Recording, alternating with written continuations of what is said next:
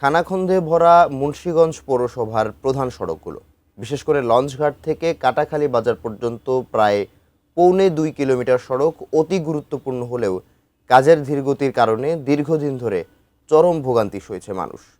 প্রতিনিধি ভবতোষ চৌধুরী নুপুরের পাঠানো তথ্য ছবিতে ডেস্ক রিপোর্ট।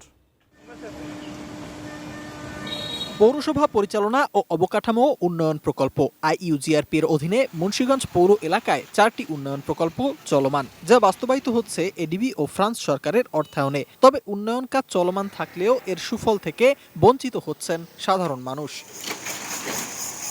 লঞ্চঘাট থেকে কাটাখালী বাজার পর্যন্ত প্রায় 1.25 কিলোমিটার সড়কটি শহরে অত্যন্ত গুরুত্বপূর্ণ ও ব্যস্ততম একটি সড়ক। খুবই ধীর গতিতে চলছে এর কাজ। চলাচলে দীর্ঘদিন ধরে পৌরবাসীর যে চরম ভোগান্তি তা আর শেষ হচ্ছে না। ভুক্তভোগীদের অভিযোগ, দ্রুত কাজ শেষ না হলে আসন্ন বর্ষায় দুর্ভোগ বাড়বে আরও কয়েক গুণ।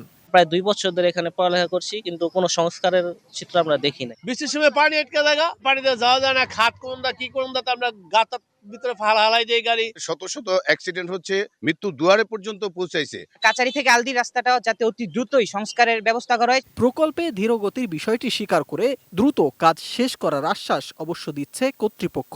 ঠিকাদার প্রতিষ্ঠানকে কাজে দ্রুত ত্বরান্বিত করার জন্য আমরা পৌরসভার পক্ষ থেকে প্রশাসক স্যারের মাধ্যমে একাধিকবার কারণ দর্শানোর নোটিশ আমরা অ্যারেঞ্জ করেছি। যে শহরের মেইন রোডগুলো আসলে কাজ করা হয় না দীর্ঘ সময়, পিপিআর অনুসরণ করে আমাদের একটা সরকারি প্রসিডিউরে যেতে হয়। তো আমরা সেই অনুযায়ী আগাচ্ছি, ইনশাল্লাহ এর সুফল আমরা কিছুদিনের মধ্যেই পাবো। চলমান এই প্রকল্পের মোট ব্যয় ধরা হয়েছে 11,37,77,000 টাকা। প্রকল্পের আওতায় সড়ক, ড্রেন সহ বাস্তবায়ন করা হবে মোট 13টি উন্নয়ন কাজ। দ্রুত কাজ শেষ করার দাবি পৌরবাসীর।